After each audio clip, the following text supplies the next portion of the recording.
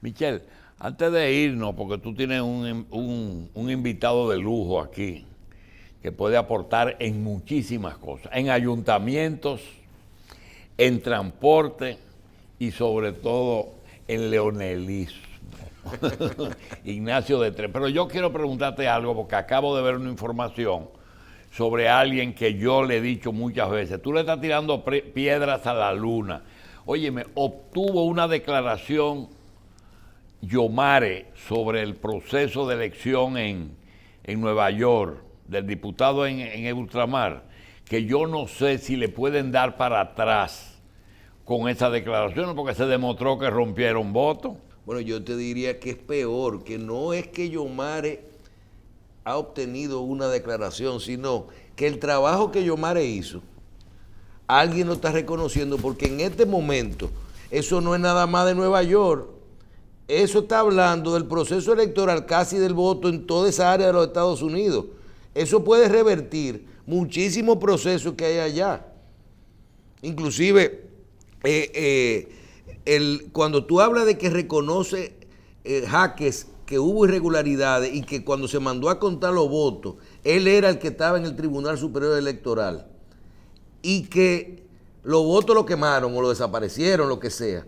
El precedente que podemos estar hablando con el voto en el exterior en República Dominicana, oye, cambia todo. Lo de Yomare, ¿tú sabes qué va a hacer?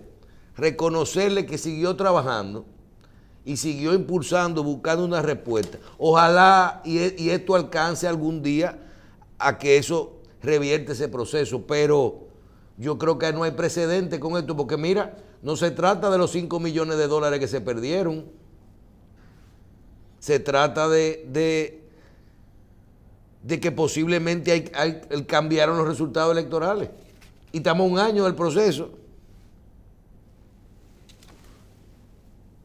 Un año.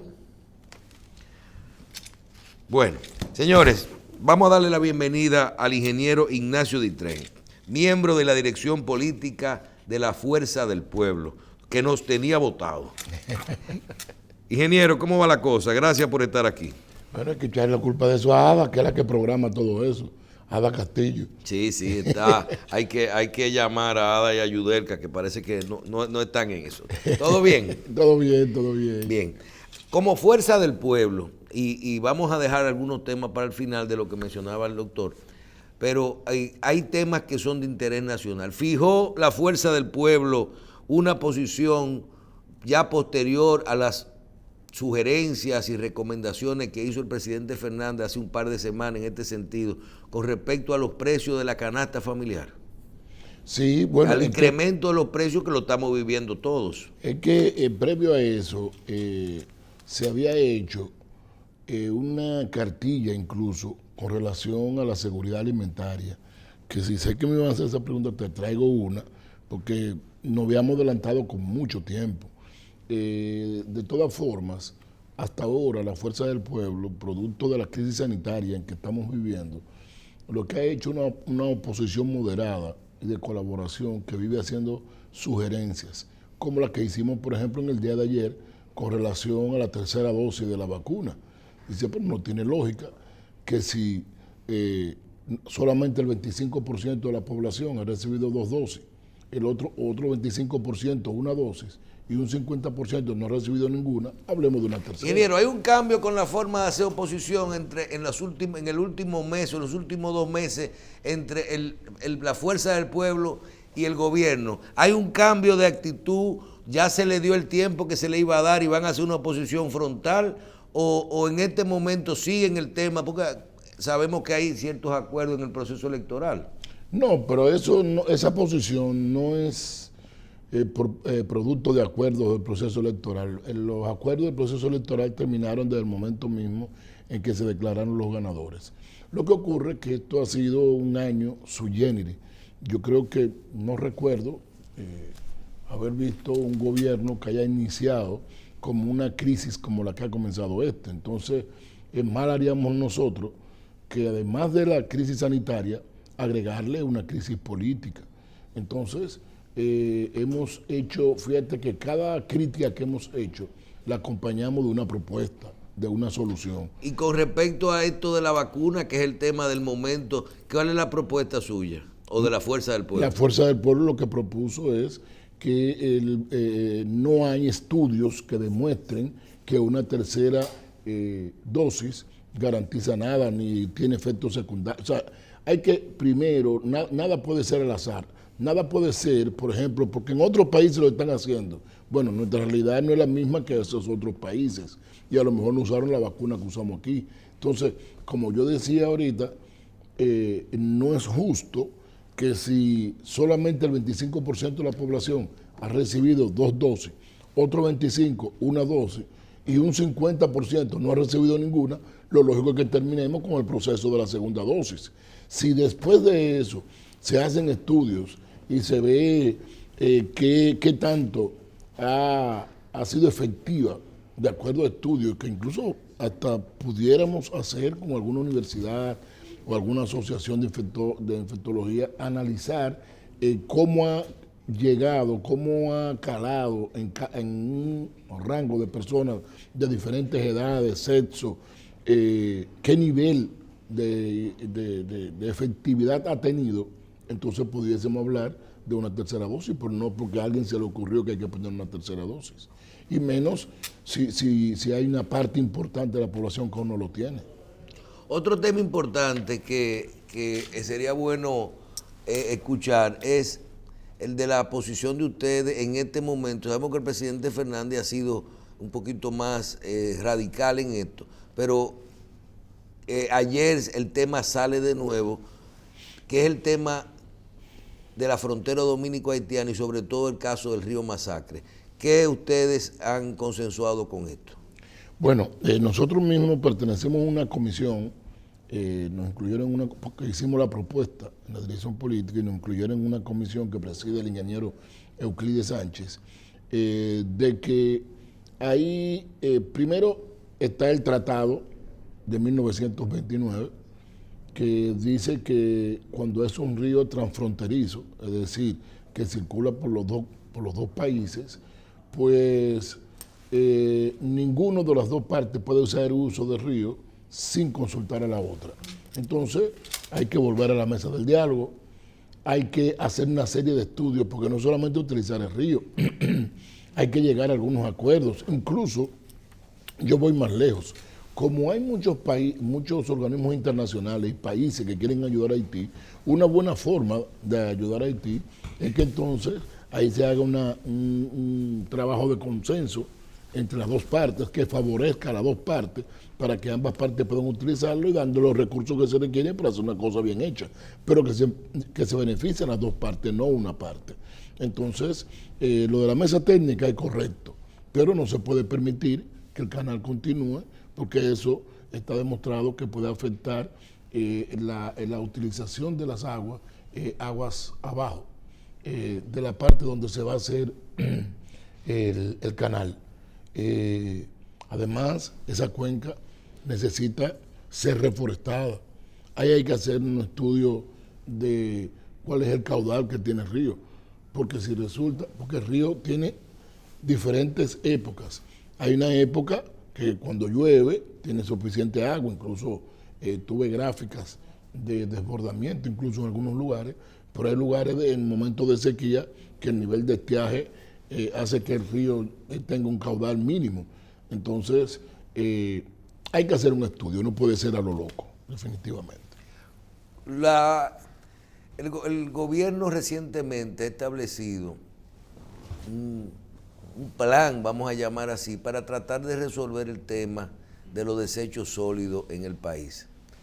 Usted maneja muy bien el tema municipal y la verdad que yo diría que es un problema de décadas. Yo creo que República Dominicana tiene esa materia pendiente con respecto a los desechos sólidos y al problema de la basura. Vemos medidas que se están tomando, quitando vertederos a cielo abierto y tratando de iniciar rellenos sanitarios, haciendo unos puntos de vamos a decir, para almacenar basura y luego moverlas transbordo, no sé cómo le llaman, puestos de transferencia y todo esto.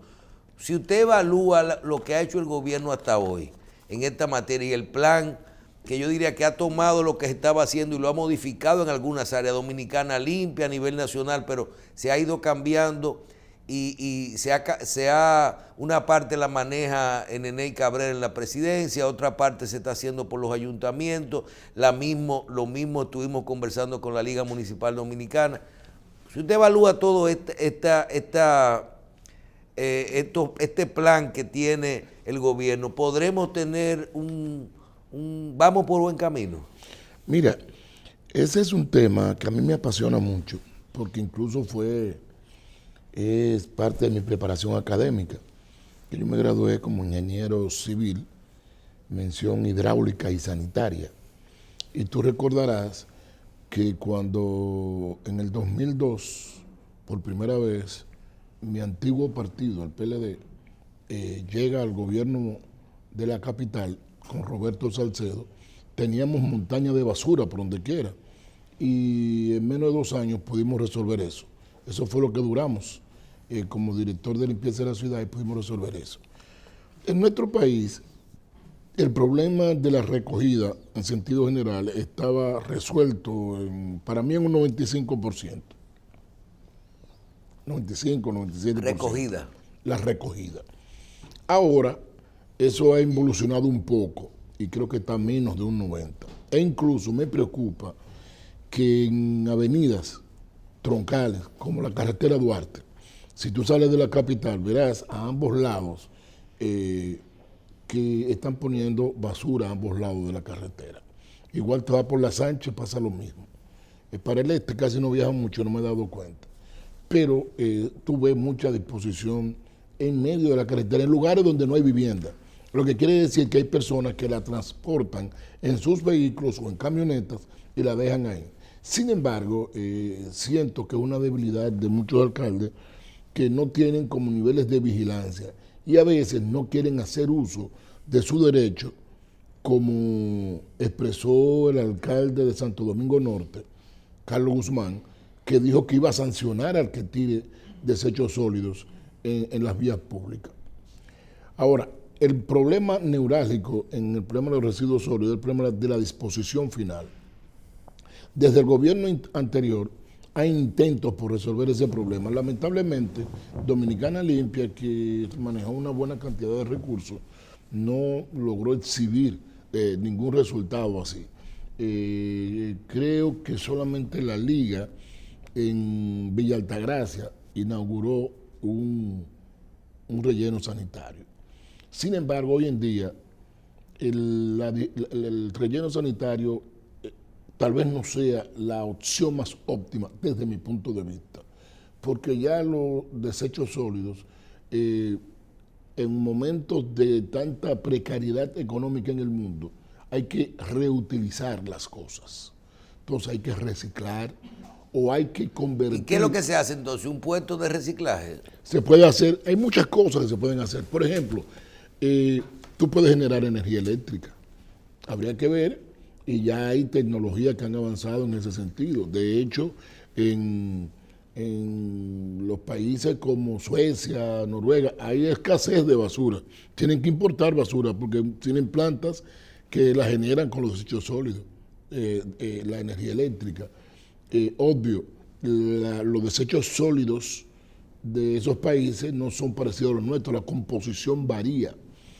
Aquí, por el tipo de alimentos que comemos, que utilizamos, una parte importante son residuos orgánicos. Sí, cáscara de plátano. Cosas como esa. Entonces aquí, que vivimos hablando de reforestación, sería oportuno utilizar esos desechos en otras cosas, porque si hablamos de deforestación, quiere decir que está deforestado. Si está deforestado, lo más probable es que la capa vegetal en muchos lugares se haya ido o esté disminuida. Entonces podemos recuperarla utilizando una parte de los desechos sólidos que generamos en el país, convirtiéndolo en compost o abono orgánico, que está muy de moda los productos orgánicos. Por ejemplo, el cacao orgánico dominicano es famoso. Claro. Los bananos orgánicos son famosísimos. Entre otros productos orgánicos que se pueden generar, podemos fomentar el cultivo de productos orgánicos a través de la utilización de de abono orgánico. Y eso que era un problema, como lo de la basura, lo convertimos en una solución. En algunos casos podríamos convertirlo en energía. Por ejemplo, Manuel Jiménez lo que quiere, creo que lo que quiere hacer es una planta para producir energía. Creo que es eso, no sé, yo no conozco bien los detalles porque él no lo ha expresado completamente claro. Pero hay la intención. No sé, ojalá que no le pase el tiempo a Neney sin dar solución a eso. Ha estado hablando Neney de algo muy interesante, que es construir viviendas con plástico reciclado. Excelente, porque uno de los problemas graves que tenemos en el país es la abundancia de plástico, plástico que están dañando no solamente en República Dominicana, sino en el mundo entero, en los ecosistemas. De hecho, y buenas que son esas casas, son buenas edificaciones. Sí, buenas edificaciones. Entonces tú tienes en el mundo entero el dolor de cabeza que hay en el mundo, son esas islas de plástico que están boyando en los océanos, flotando en los océanos. Incluso hay una de ellas que es más grande que Francia. Una isla de plástico en los océanos más grande que Francia, algo bárbaro. Y la cantidad de animales del mundo marino que han muerto por ingerir plástico, porque pensando que comida se traigan un plástico, es una cosa criminal, es un reto que tenemos. De hecho, en el día de hoy, cuando venía en el camino, vi en uno de los periódicos una noticia que no pude leer porque ya estaba desmontándome, que habla de cómo se está tratando de ver cómo se detiene la utilización del plástico en el mundo, porque es que están dando mucho problema en el mundo. Que mucha gente que no son tantos temas que con usted uno puede manejar. En materia de transporte, usted que ha tenido, sobre todo que ha tenido experiencia en lo que es el manejo aquí se llama el transporte público, que ahora tiene que ver con los autobuses, tenemos metro, tenemos teleférico y todo eso. ¿Qué vamos a hacer nosotros con todo el sistema de vehículos? Ese plan que tanto hablamos, que vamos a mantener los servicios públicos, pero tenemos que mejorarlo para que la gente los utilice y deje de usar los carros privados.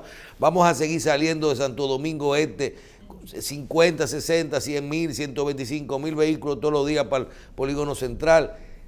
En esa materia que usted la maneja tan bien, ¿hacia dónde que nosotros no evaluemos lo que hay? Si dependiera de usted, ¿hacia dónde nosotros y ni siquiera le hablo de la fuerza del pueblo, que son de Leonel Fernández, la iniciativa del primer, los túneles, los elevados y el mismo metro?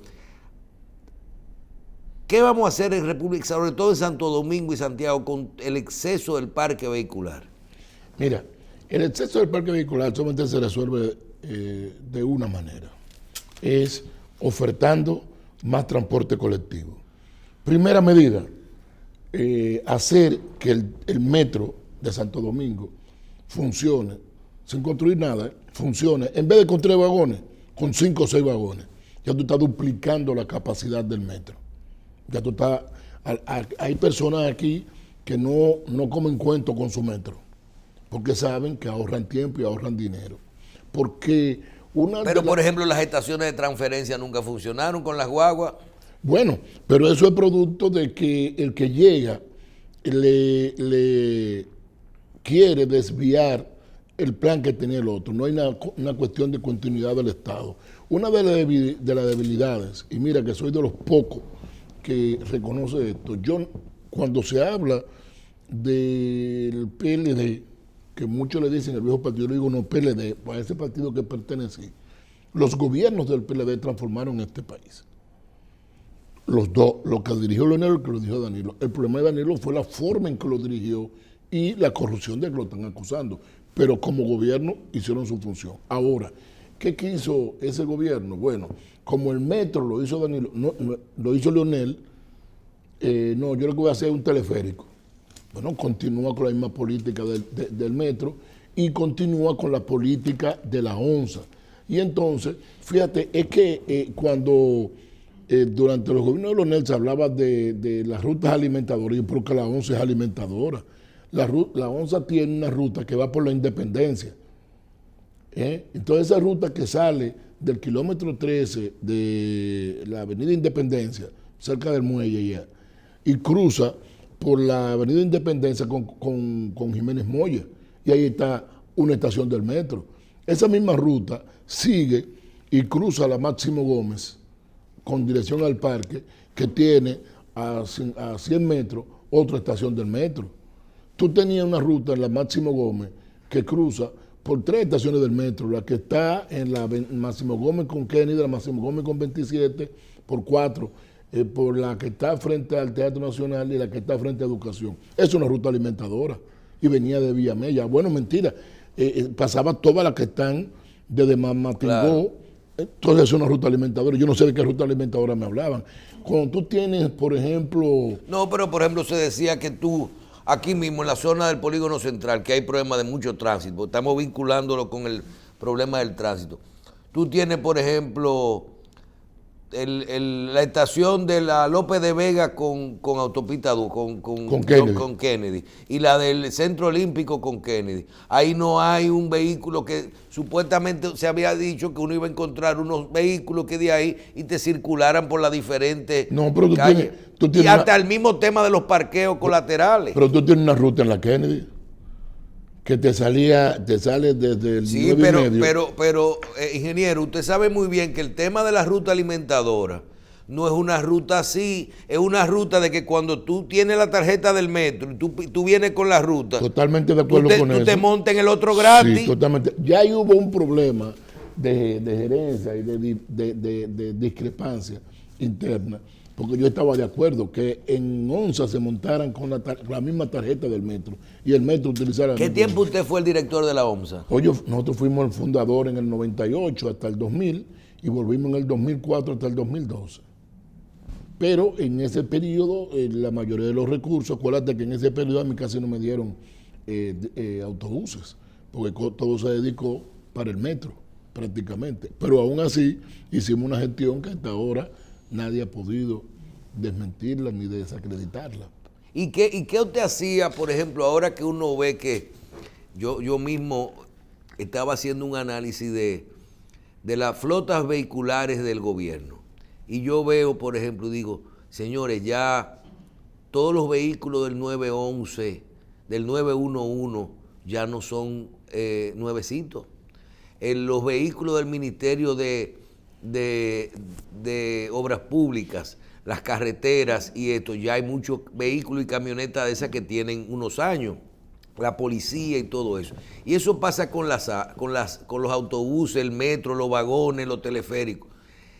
¿Qué magia que usted tenía en ese momento?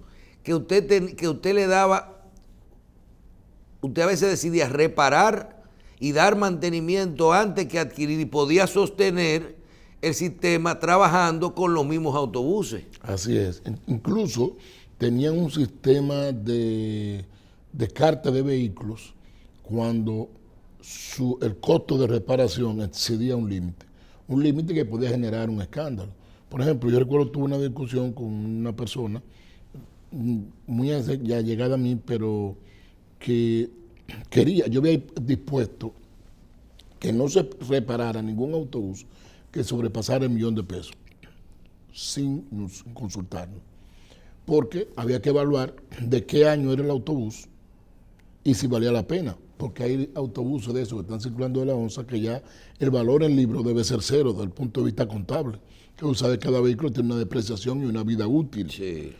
Entonces, si tiene un valor prácticamente 0 o $100,000, ¿cómo tú le has invertido 1,000,000 o 2,000,000? No tiene sentido. Entonces había que evaluábamos eso.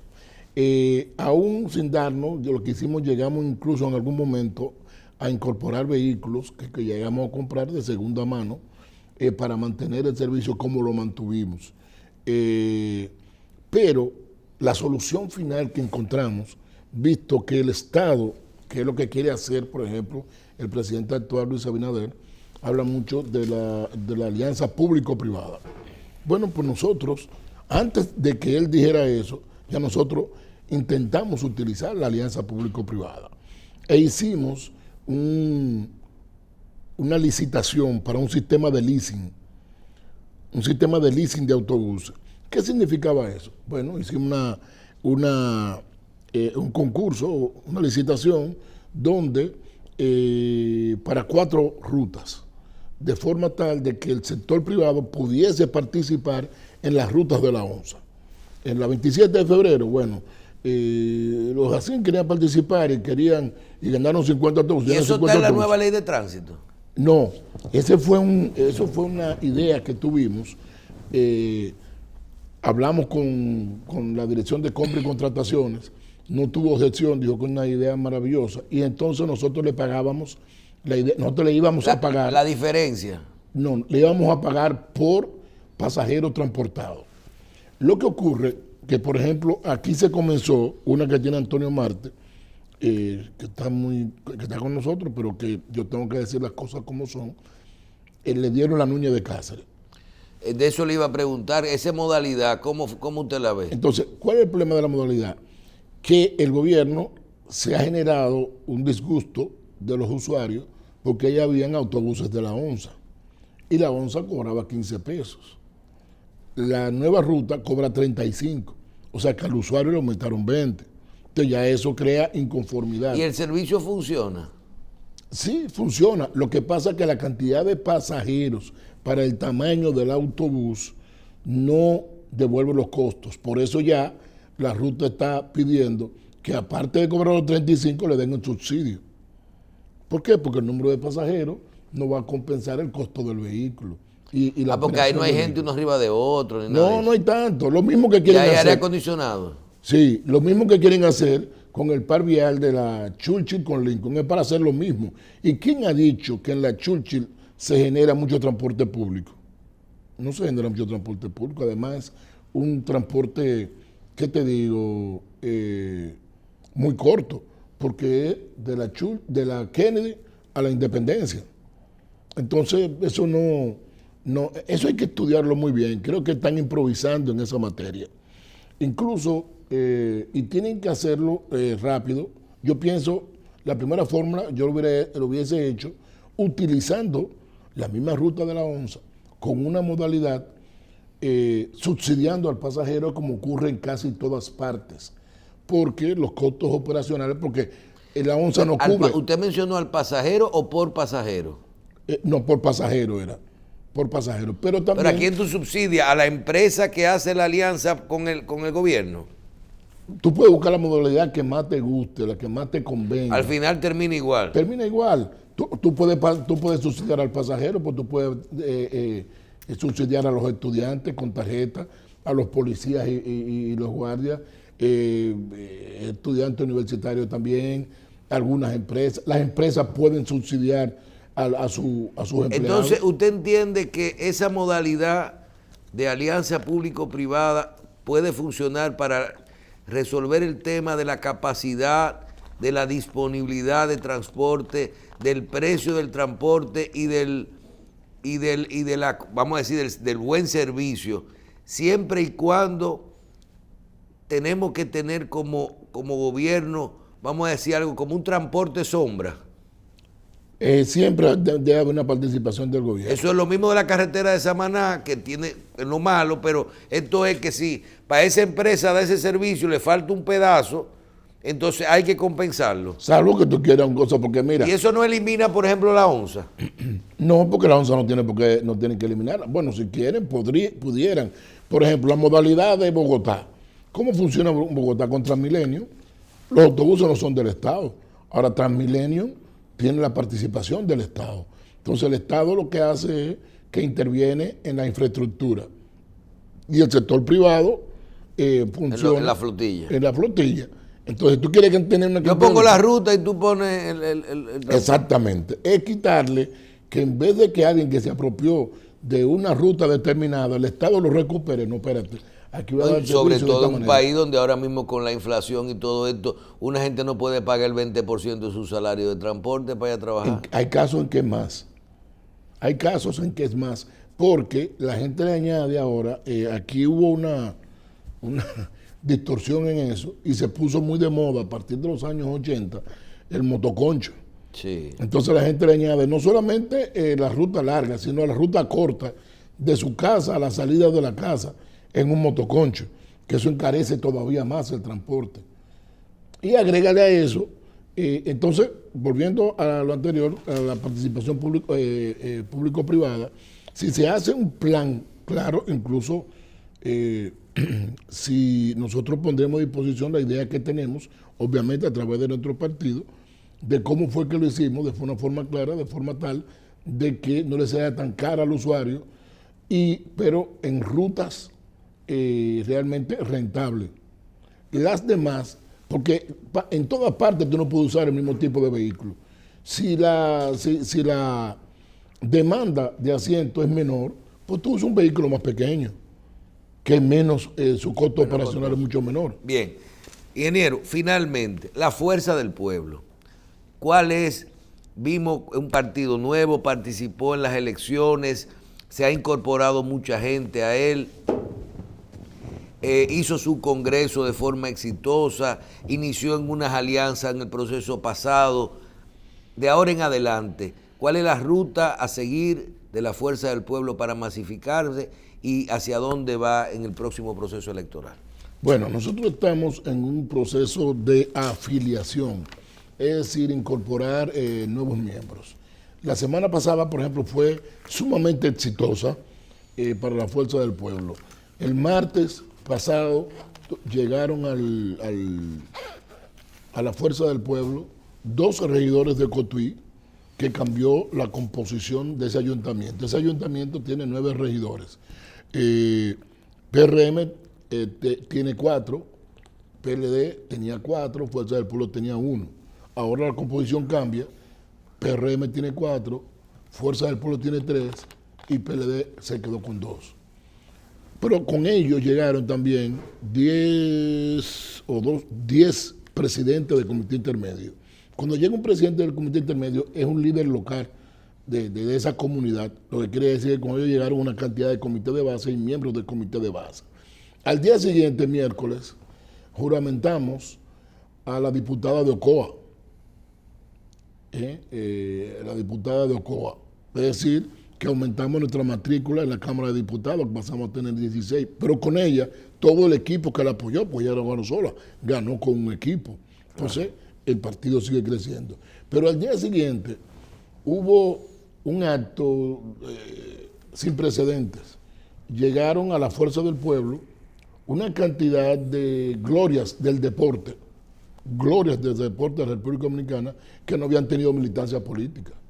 Es decir, que no solo nos nutrimos de nuestro antiguo partido, sino que nos nutrimos de la sociedad y con caras nuevas,